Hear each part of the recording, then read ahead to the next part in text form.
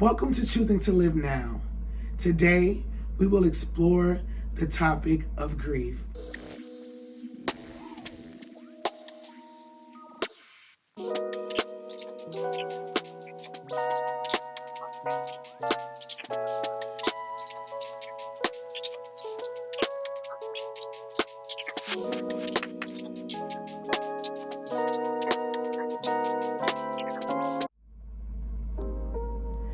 In our last discussion, we talked about having a desire to live our best life now, regardless of the uncertainties and the instabilities that life can bring, especially with consideration to the 24 months that we have gone through as a global community because of the global health crisis that we're currently facing.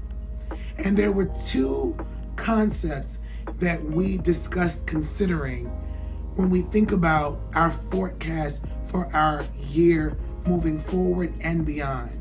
And they were identifying or acknowledging our losses and going through the process of grief. So in our last conversation, I gave some self-disclosure and shared my own journey with loss and talked about how I began to have some negative health consequences because I was unwilling to acknowledge my own losses. And so once I was able to acknowledge my losses, I was able to position myself to begin the grieving process. But again, when we've talked about grief, we talked about the fact that the grieving process would be very difficult and that it was an extremely large topic. So we wanted to take a whole entire discussion just discussing and talking about the process of grief. So when we think about grief as it relates to loss, when we talked about the strategies that we would do for the next few days before we got to this conversation, we discussed that we would identify our losses, process it, and then sit with it. And when we talked about sitting with it, we talked about feeling the emotions. But when we think about grief, grief is an extended version of managing the emotions associated with the loss. But when we think about a formal definition of grief, one of the best definitions that I've ever come across has actually come from the American Psychological Association, who defined grief like this. They said that grief could be one of the following things. It could be the anguish experienced after significant loss, usually the death of a loved one. They said that grief could also be the remorse for something that has been done. Grief could be the sorrow of a mishap to oneself. And I would also say the mishap that we may have caused to someone else. They also stated that grief could be the regret of something that has been lost. So as you can see, this definition is dynamic. It is not easy to define the process of grief. So then as a result of how difficult it is to navigate through defining grief, you can only imagine how many theorists have gone through the process of trying to define or give strategies or models about how to process grief or the stages of grief that may exist. And of the stages that different theorists have come up with, there is one that is extremely popular that you may have even been familiar with, for which we're going to use today. There is an author by the name of Elizabeth Ross. And Elizabeth Ross wrote a book about death and dying in 1969, and Ross developed a model for grief called the 5 stages of grief. And in that model, she defined that the following stages that everyone goes through when it relates to grief. And these stages are the following: denial, anger, bargaining, depression, and acceptance. And so when you just hear those titles that I shared of each stage, you might be wondering where you might fall in each of these stages. And I'll say them one more time. They are denial, anger, bargaining, depression, and acceptance. So when we think about entering the grieving process with consideration to this model, we're thinking about the fact that grieving cannot begin until we do our very first step, which is acknowledge the losses that we've had.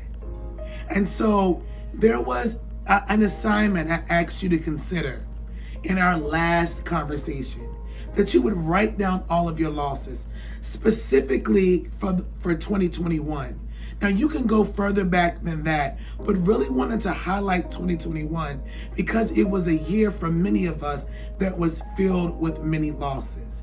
You may even want to go as far back as 2020 when the global health crisis began, to really think about the things that you lost. Ask yourself, did I lose people? Did I lose relationships? Did I lose some type of resource? Did I lose clarity of my focus of who I am and where did I want to be? And then you might want to ask yourself, why did I have those losses? Was it beyond my control? Was it something that, I did control? Did I contribute to the losses? These are all of the things that happened that we might want to think about in the acknowledgement of loss phase. But when we move on to the grieving stage of our journey, that is the stage where we have come to grips with the fact that we're acknowledging that a loss even occurred. Now that we know that we're here in this loss space, in our conversation yesterday, I talked about you feeling the emotion of the loss. This really is where I would classify, based on Ross's model, the 5 stages of grief, the dealing with the emotional turmoil that you might experience is what the grieving process actually is. So there's one thing to feel an emotion. There's another thing to go through a set of emotions. Let me say that one more time for the people in the back. It's one thing to feel an emotion. There's another thing to go through an emotion. So we can feel an emotion and we can go through an emotion. And they're very different experiences. So for many of us, when we feel emotions that we're uncomfortable with, the first thing that we tend to do is run away from them, escape. Yep. Just like I talked about in my own personal disclosure about my own losses from 2021. My first response was escape. I did feel emotions initially, but because I didn't want to feel them, I escaped from them.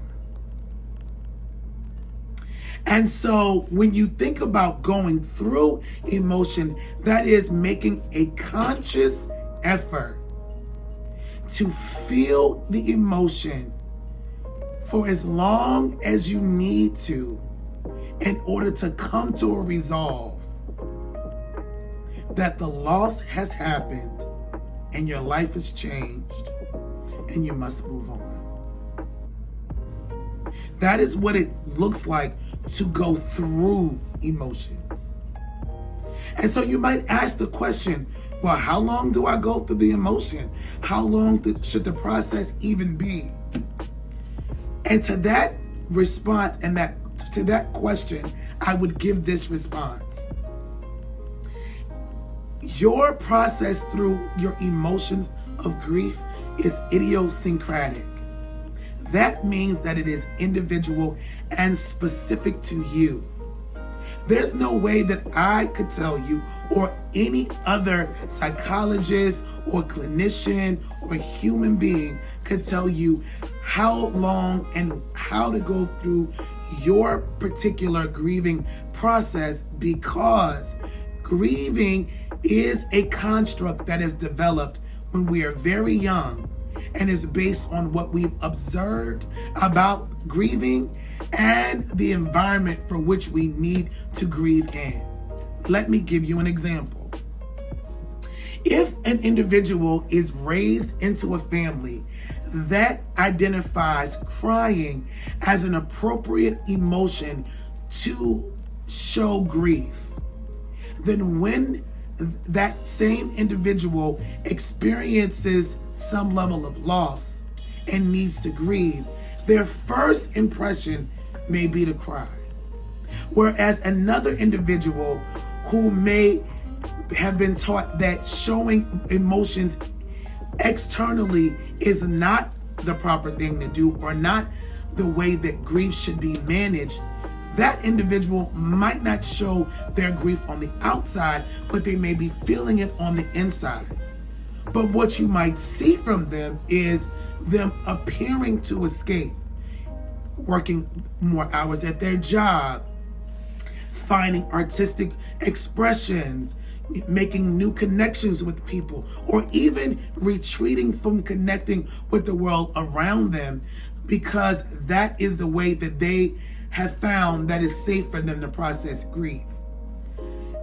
It is even more challenging when if you've been trained to manage grief one way and the current environment for which you live in does not support the way that you've been trained to grieve.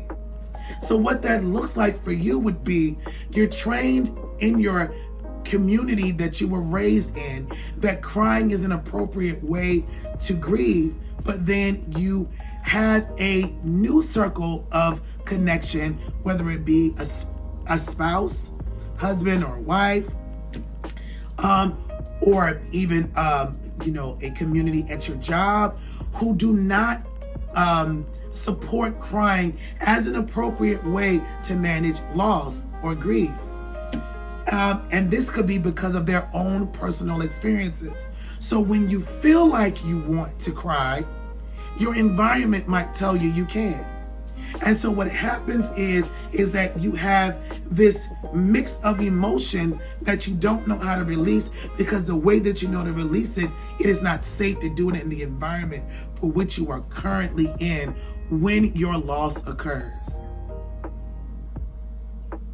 So remembering or understanding this lets us know that the way that we're going to grieve is going to vary. And even more so, the way that we're going to grieve is going to differ in each season and stage of life that we're in. So for example, if we are in a stage of life where things are extremely busy or unsafe to explore that emotion, we might not grieve in the normal way that we would when things are much slower, but we have the time to cry and vent things out. The only way we may be able to grieve is through our work, is through a connection with a friend or a family member, through looking at memory cards of other people or the people that we loved and remembering the good times that we had. Whereas in another season of your life, you might have the time to grieve in the way that is more comfortable for you, that is more elongated. So as I stated earlier, grieving then, the process is idiosyncratic. But one thing it is certain to know, that grieving is necessary. We have to do it. It's important. The reason why we have to do it is because if we do not grieve correctly, we can have negative side effects in our physical body because we do not grieve correctly, or meaning we don't allow ourselves to do so. Not correctly in the context that there's a right or wrong way to grieve, because everyone is going to grieve differently. I would, however, say you might consider a negative way to grieve would be to become irresponsible in your behavior to the point where you're hurting yourself or someone else. That is when it is very, very extreme. But outside of those instances where individuals are hurt or disturbed in some sort of a way, there are negative side effects to your mind, to your physical body, and to your overall well-being if you do not allow yourself to grieve properly. Additionally, if your goal is to live your best life right now, proper grieving is necessary so that you do not misappropriate the emotions that are required to be processed through the grieving process in a new space, in an epoch of your success or the height of where you want to be. You want to be at your optimal space when you get to these new heights and these best places that you desire to be. And the only way that you can do that is through the grieving process. So let's just take a couple moments to explore what the 5 stages of grief by Ross suggest. So the first stage of the grieving process, according to the motto, is denial. So that stage of denial looks like you don't even want to acknowledge that you have any feelings about the loss that you've experienced at all. Or you might be overwhelmed and just shocked. Like, why me? Why am I going through this? That might be a reality that you might be experiencing when you think about the loss that you've gone through. Another phase of grief, number 2, is, according to this motto, is anger. You're very angry and upset. Why did it happen to me? I'm so upset. This is not fair that I'm going through what I'm going through. I cannot believe this. Blaming other people or asking the question, who's responsible for this? Maybe even getting mad at God because of those things that you've experienced in your loss, if you are an individual that subscribes to faith. Number 3 in the motto suggests that you go through a bargaining sort of a phase. And some of the examples that Ross gives that a person would go through would be that they say things like this: just let me live to see my children graduate, or I'll do anything for a few more years, or I'll give my life savings if. You get into this space of bargaining in your mind about the fact that you experienced loss, and you think to yourself, if only I could do something differently to make things be better, I would do those things to take away this loss that I have experienced. Number 5, depression. Depression is being so sad and so despondent about your loss that you feel so weary that you cannot make it. Even sometimes to the point where you contemplate suicide. Or what's the point of living? Or what's the point of me starting over? Or what's the point of me even looking at things through a positive lens, because there's nothing positive about what I'm going through. These are all a part, or could be a part, of the depressive stage of grieving. And then the 5th and the final aspect or stage of this motto that Ross has offered us is acceptance. So according to Ross, a person that is at the stage of acceptance as it pertains to grief suggests that, you know what? I have had a loss, but it's gonna be okay. I can't fight what has happened, but because it has happened, I'm going to find a way to live and move on. And in this stage of acceptance, what happens for an individual, according to Ross, is that they really come into who they are. And they realize their mortality, meaning they recognize that life is short. They recognize that or opportunities may be rare. And that we better make the best of life now and make a better choices in our life now, because we never know what's going to occur.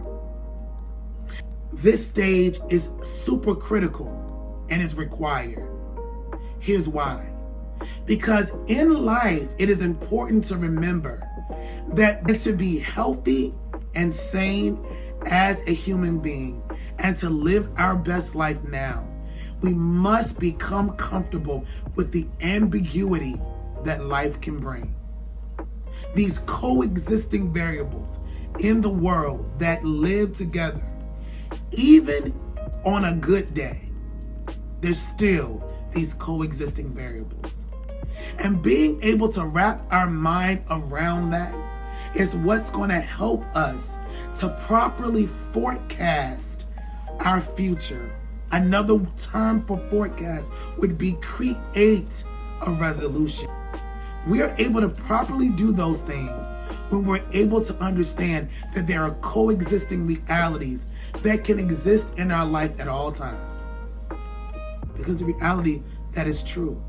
And an example of that is looking at our community, our world right now. It is 2022, and we have spent 24 months in a global whirlwind of events. So many things have occurred. So many lives have changed. There have been lockdowns. In my lifetime, I've never seen lockdowns before. I've never seen moments where the entire world is locking down and closing up because there is a health emergency outside when we all connect together. I've never seen people wear masks before, or even the so many organizations come into accepting and embracing work from home measures, even schools. I've never seen elementary and secondary level schools, middle schools, coming down and saying, hey, we're going to do our schooling online because it's not safe to go inside. This is an example of the fact that life can be ambiguous. There are ups, there are downs. There are ebbs, there are flows, there are highs and lows. And being able to accept that reality is so powerful in the process of managing grief.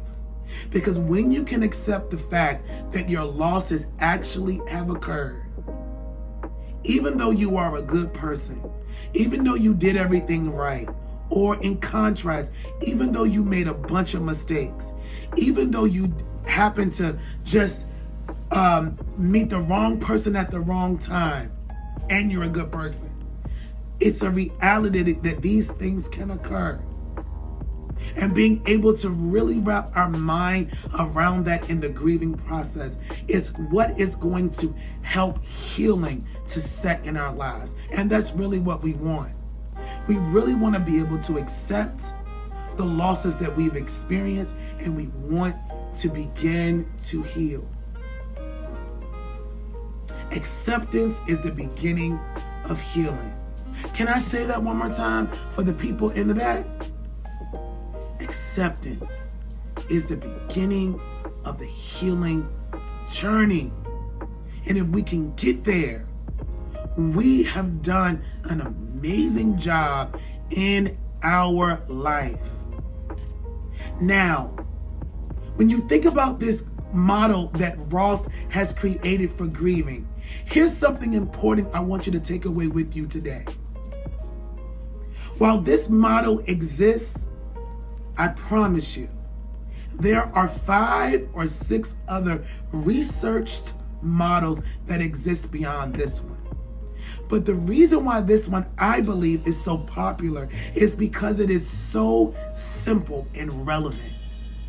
People can actually look at it and understand what it is saying. There's not a lot of large language around it. People can feel these emotions and understand them. So if you're interested in knowing more about grief models, please, by all means, look at some psychological journals. You can even look at Google Scholar. You can pull up different models of grief. But I chose to use this one because it is the most popular and it is the most relevant to us in this moment.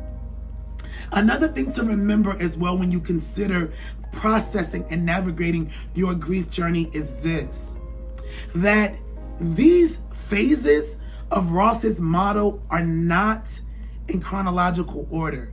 You can experience them at various times.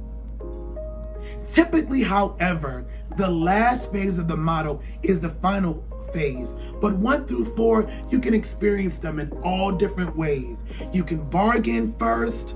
You can have denial later. You can have anger first. You can do all these things in different stages, and that's okay. That is okay. Because remember, we learn to grieve from how we're raised to do so. And also, the way that we were taught is now impacted by the current environment that we live in. Here are some takeaways I want to give to you. Number 1, if you are in an environment that is unsafe for you to grieve in the way that you have been trained it's appropriate to grieve, then consider finding other outlets of getting out your emotions pertaining to the loss you've experienced. So one way of doing that would be to talking to a friend or a family member. And if that doesn't work for you, if you need more support that is from a different environment, that is more objective, consider looking at a therapist, seeing someone like that who can assist you. Another suggestion as it relates to an outlet could be a creative outlet. Write in a journal, talk on voice notes, write in a notebook. The emotions that you are feeling as it relates to the losses that you have now acknowledged. Let yourself feel every emotion. Let yourself go through all of these stages. 2, it's also important to remember that you don't necessarily have to go through all 5 stages of grief in order to grieve. You may only go through 1. And once you get past, for example, anger, you finally come to the end of anger and be at acceptance. You can have all of these stages or one of them. But wherever you find yourself, allow yourself the opportunity to experience them so that you can properly process your emotions. Number 3, remember that you are not alone. And I know that is such a cliche to say, oh, you're not alone. But actually, it's true. You might not know who's going through grief like you, but you might be standing next to someone. You might be looking at someone that's experiencing it. So know that the experiences that you're having, you're not alone. There are communities out there of individuals that are feeling what you feel. And they're going to make it through it just like you will. And 4 is the final thing I want you to remember. Be kind to yourself through the grieving journey. It is difficult to really think about loss in a meaningful way. And it hurts really bad. Some days will be really great for you as you're processing through it, and some days will be really not that great, and that's okay. Remember, it's a journey. No one else can tell you how to grieve. You can only do it based on you, on your own ability in the moment. Well, that's it for our conversation today. I know that it was heavy, but I hope and pray that it was helpful. I want to keep saying this to you, and I'm going to say this every time we meet. You are not alone. You're not alone. This is a safe space. I'm with you. I believe in you. I'm here with you. Just like you're processing through grief while I've acknowledged my losses, I am still processing through that journey as well. And we're going to do it together. Know that your life has meaning and purpose. Know that you are worthy of the best. Know that you are not alone. Know that you are a part of a community. I'm with you. I know that things have been difficult, but we're going to get through this together so that we can have the amazing future we were designed to have. Thank you so, so much for tuning in to Choosing to Live Now today. And if you enjoyed the content that we shared with you today, please, please like, comment, share. And if you're interested in hearing more conversations about living our best life now and developing as greater humans in this world, please subscribe. And if you're interested in knowing when we're going to post, don't forget to cut on your notification bells, because we make 3 posts every single week. It is our ideal to post Monday, Wednesday, and Fridays. But it may not always be Monday, Wednesday, and Friday. But know that we've made a commitment to you that we will post 3 times a week. We want you to have the strategies that you need to have the amazing life you were born to live. Remember, I am with you. This is a community, and I look forward to seeing and speaking with you soon. Blessings to you today.